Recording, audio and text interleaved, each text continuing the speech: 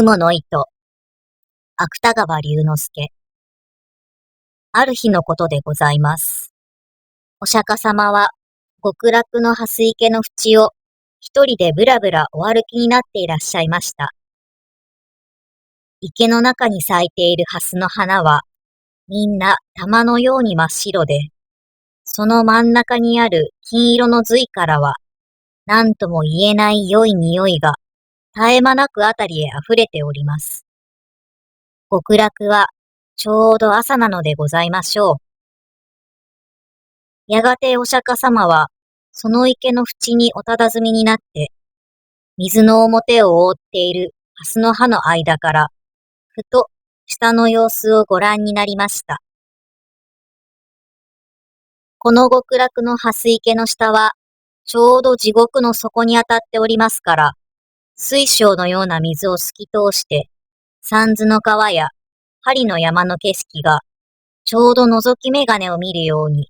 はっきりと見えるのでございます。すると、その地獄の底に、神田田という男が一人、他の罪人と一緒にうごめいている姿がお目に留まりました。この神田田という男は、人を殺したり、家に火をつけたり、いろいろ悪事を働いた大泥棒でございますが、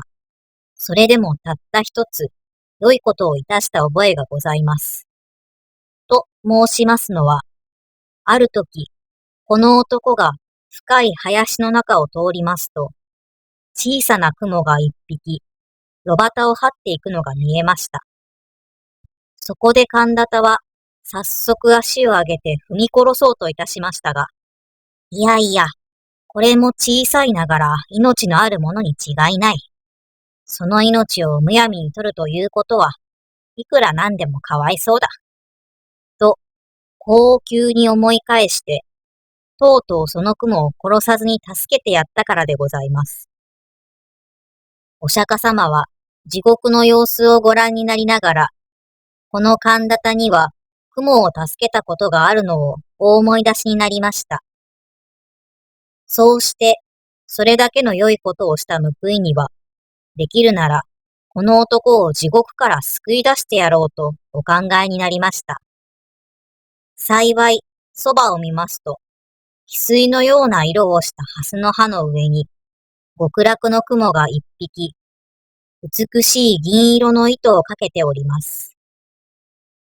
お釈迦様は、その雲の糸をそっとお手にお取りになって、玉のような白蓮の間から、遥か下にある地獄の底へ、まっすぐにそれをお下ろしなさいました。こちらは、地獄の底の血の池で、他の罪人と一緒に浮いたり沈んだりしていた神田田でございます。何しろ、どちらを見ても真っ暗で、たまにその暗闇からぼんやり浮き上がっているものがあると思いますと、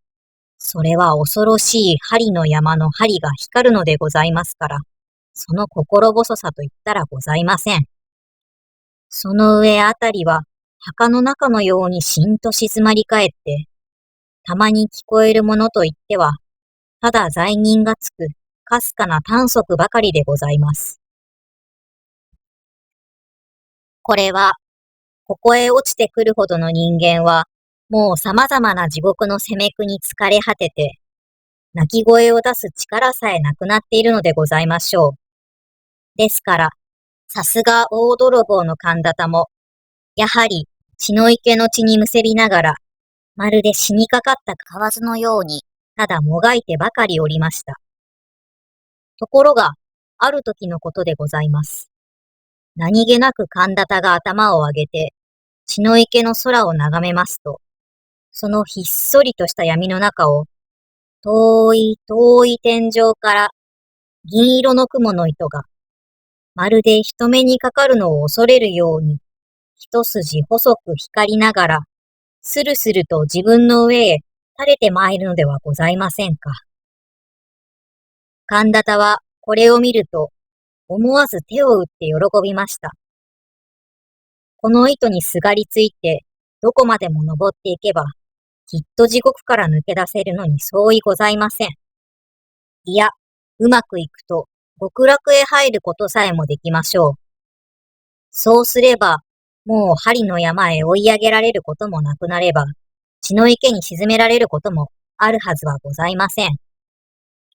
こう思いましたから、神田田は、早速その雲の糸を両手でしっかりと掴みながら、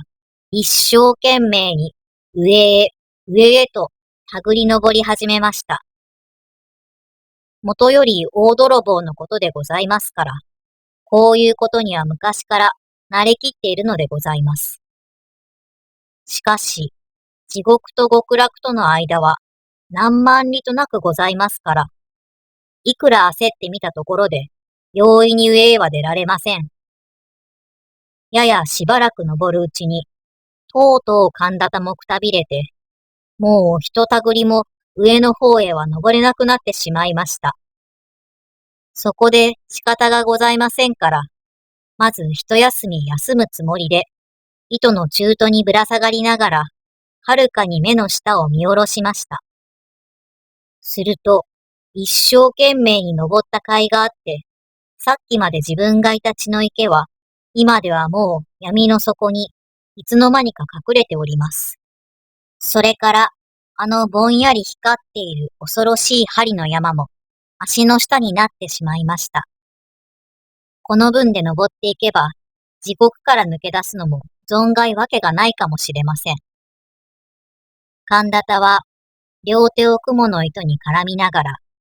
ここへ来てから何年にも出したことのない声で、閉めた閉めたと笑いました。ところが、ふと気がつきますと、雲の糸の下の方には、数限りもない罪人たちが、自分の登った後をつけて、まるでアリの行列のように、やはり上へ、上へ、一心によじ登ってくるではございませんか。神田田はこれを見ると、驚いたのと恐ろしいのとで、しばらくはただ、馬鹿のように大きな口を開いたまま、目ばかり動かしておりました。自分一人でさえ切れそうな、この細い雲の糸が、どうしてあれだけの人数の重みに耐えることができましょう。もし万一、途中で切れたといたしましたら、せっかくここへまで登ってきた、この肝心な自分までも、元の地獄へ逆落としに落ちてしまわなければなりません。そんなことがあったら大変でございます。が、そういう中にも、罪人たちは何百となく、何千となく、真っ暗な血の池の底から、うようよと這い登って、細く光っている雲の糸を一列になりながら、せっせと登ってまいります。今のうちにどうかしなければ、糸は真ん中から二つに切れて、落ちてしまうのに違いありません。そこで、神田田は大きな声を出して、こら、罪人ども。この雲の糸は俺のものだぞ。お前たちは一体誰に聞いて登ってきた。降りろ、降りろとわめきました。その途端でございます。今まで何ともなかった雲の糸が、急に神田田のぶら下がっているところから、ふつりと音を立てて切れました。ですから、神田田もたまりません。あっという間もなく風を切って、コマのようにくるくる回りながら、みるみるうちに闇の底へ、真っ逆さまに落ちてしまいました。後にはただ、極楽の雲の糸が、キラキラと細く光りながら、月も星もない空の中途に、短く垂れているばかりでございます。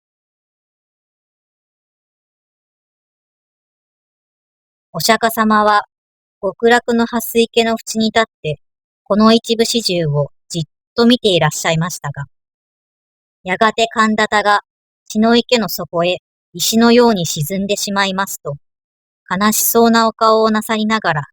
またぶらぶらお歩きになり始めました。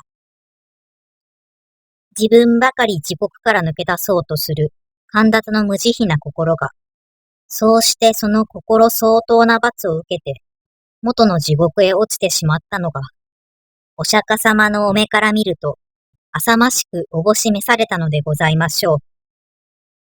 しかし、極楽の蓮池の蓮は、少しもそんなことには頓着いたしません。その玉のような白い花は、お釈迦様のおみ足の周りに、